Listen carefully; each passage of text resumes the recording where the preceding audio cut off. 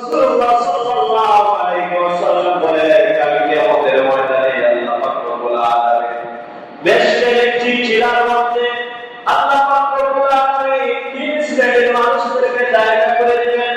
আল্লাহ পাক রব্বুল আলামিন তিন শ্রেণীর মানুষকে, তিনটা স্তরের মানুষকে কাল কিয়ামতের ময়দানে বেহেশতের টিলার মধ্যে, যে টিলার মধ্যে সুরগান থাকবে, সেই টিলার মধ্যে আল্লাহ পাক রব্বুল আলামিন জায়গা করে দিবেন। এক নাম্বার,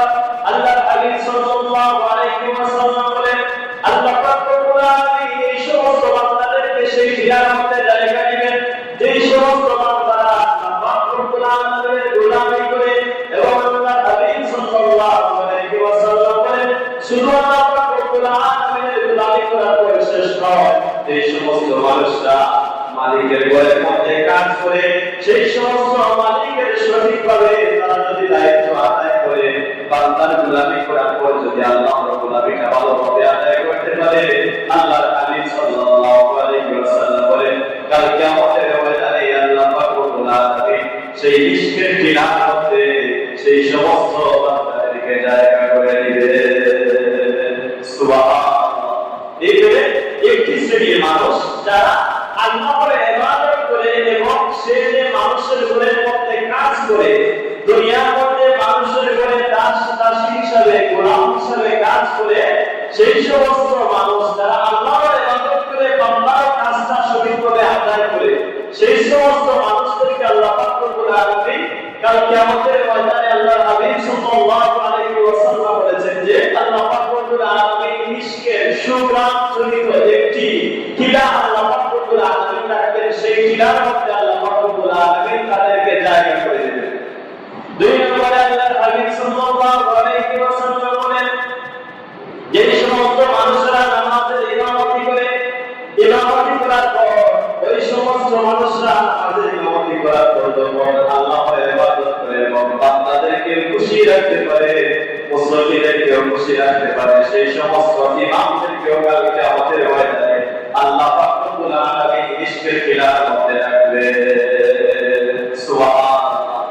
এবং আমি যদি এই মিম্বর থেকে আপনি যদি ভালো শুনতে চান, মানুষের কাছে হক কথাগুলো ছেড়ে দিয়ে ভালো শুনতে হবে না। আপনি যদি হক কথা বলে যদি গ্রামের 100টা মানুষের মধ্যে যদি 5 জনের কাছে আপনি ভালো থাকেন, সেটাও আল্লাহ পাক রব্বুল আলামিন আপনাকে দিয়ে দিবেন, সেটা আল্লাহ পাক রব্বুল আলামিন কবুল করবেন। এখন যদি আমি এই মিম্বর থেকে যে আল্লাহ হাবিব সাল্লাল্লাহু আলাইহি ওয়াসাল্লাম বলেছেন যে যারা ইমামতি করবে, নামাজ পড়াবে,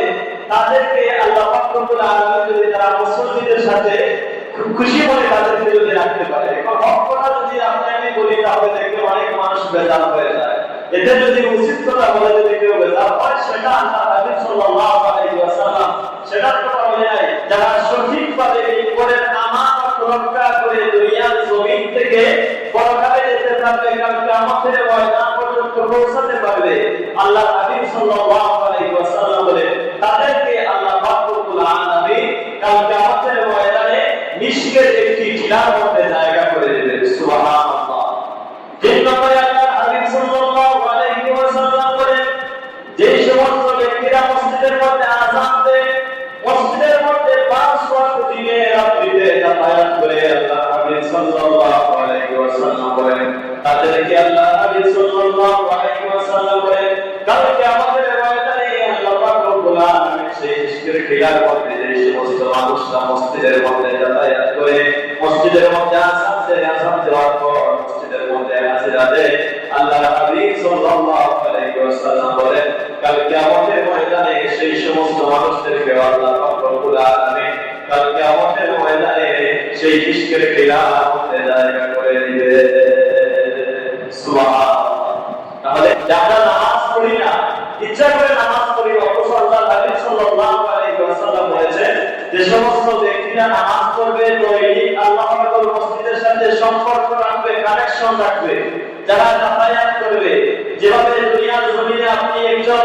দোকানের মধ্যে যদি প্রতিদিন যাতায়াত করেন, তার সাথে আপনার একটা সুসম্পর্ক তৈরি হয়, ঠিক তেমনিভাবে আল্লাহর হাবিব সাল্লাল্লাহু আলাইহি ওয়াসাল্লাম বলেন, যে সমস্ত মানুষেরা আল্লাহর ঘরের মধ্যে দৈনিক 5 বার যাওয়া আসা করবে, আল্লাহর হাবিব সাল্লাল্লাহু আলাইহি ওয়াসাল্লাম বলেন, কাল কিয়ামতের ময়দানে আল্লাহ পাক রব্বুল আলামিন তাদেরকে সেই মিশকের সেই টিলার মধ্যে জায়গা দিবেন, যে টিলা থেকে সুরকান প্রবাহিত হবে।